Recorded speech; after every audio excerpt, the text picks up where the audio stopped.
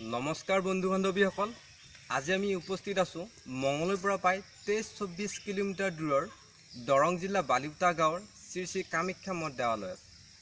এই ঐতিহাসিক মঠ মন্দিৰটো দৰং জিলাৰ মঠ মন্দিৰসমূহৰ ভিতৰত অন্য এক।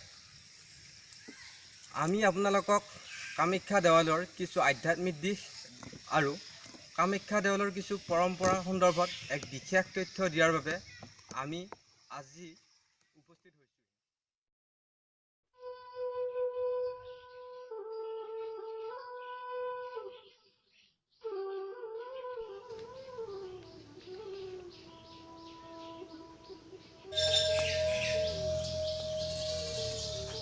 শ্ৰী শ্ৰী কামাখ্যা মঠ নামে জনবিদিত আৰু সুপৰিচিত হৈ অহা এই শক্তিপীঠ এক জাগৃত নাভিপীঠ। পুৰাণৰ মতে যেতিয়া ভগৱান বিষ্ণু চক্ৰৰ দ্বাৰা মহাদেৱৰ কণ্ঠস্থিত মৃত সতীদেহ খণ্ড বিখণ্ড হৈছিল, তেতিয়া এই স্থানত সতীদেহৰ নাভি অংশ পৰে আৰু শিলাৰূপ ধাৰণ কৰে বুলি লোকপ্ৰবাস আছে। মঠৰ বেদীত পূজিত হৈ থকা মূল বৃক্ষটো ৪৮ডাল দান্তি চক্ৰ এটাৰ মাজত অষ্টদল পদ্মখচিত এক মনোৰম ভাস্কৰ্য সম্বলিত শিলাখণ্ডই লোকপ্ৰবাদৰ সত্যতাৰ উমান দিয়ে। একাদশ-দ্বাদশ শতিকাতে নিৰ্মিত হোৱা বুলি অনুমান কৰা এই মঠটো প্ৰবল ভূমিকম্পৰ ফলত মঠৰ পীঠস্থান ভূগৰ্ভস্থ হৈছিলে। খ্ৰীষ্টীয় ১৭শ শতিকাত দৰঙী ৰজা ধৰ্মনাৰায়ণে এই বৃক্ষটো উদ্ধাৰ কৰি পুনৰ প্ৰতিষ্ঠা কৰে।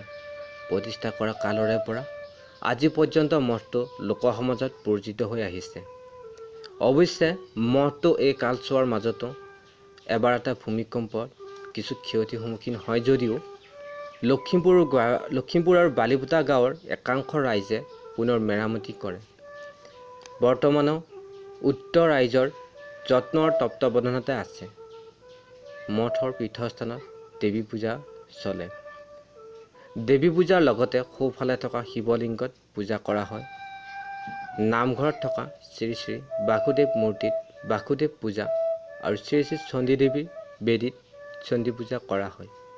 মঠত কৃত সকলো বলি বিধান চণ্ডীদেৱীৰ বেদীৰ আগত কৰা হয়। তাৰ পিছতহে পীঠস্থানত অৰ্পণ কৰা হয় বুলি জনা যায়। দেৱালয়ৰ পীঠস্থানৰ বাহিৰত কেঁচাখাইটি থান এখনো আছে। তাতো সময় অনুযায়ী পূজা কৰা হয়।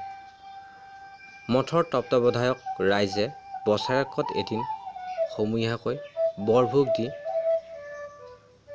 পূজা কৰে আৰু ভোজ ভাত খায়। তদুপৰি মাঘ মাহৰ পূৰ্ণিমাৰ সময়ত বিষ্ণু পূজা অনুষ্ঠিত কৰে। সেইদিনা মঠত নানা ঠাইৰ লোক আহি ধূপ দীপ নৈবেদ্য দি দেৱীৰ ওচৰত অৰ্পণ কৰে, যাতে অহা দিনবোৰ মংগলময় হয়। লগতে বহাগ মাহৰ ৩ তাৰিখে ৰাইজৰ উদ্যোগত প্ৰতি বছৰে দৌল উৎসৱ উদযাপন কৰা হয়। ধন্যবাদ বন্ধু বান্ধৱীসকল, আজিলৈ ইমানেই। যদি আমাৰ ভিডিঅ'টো ভাল লাগিছে লাইক কমেণ্ট শ্বেয়াৰ কৰক আৰু আমাৰ ভিডিঅ'বোৰ পাই থাকিবলৈ ছাবস্ক্ৰাইব কৰি ৰাখক। লগতে কাষতে থকা বেল আইকনটো বজাই দিয়ক।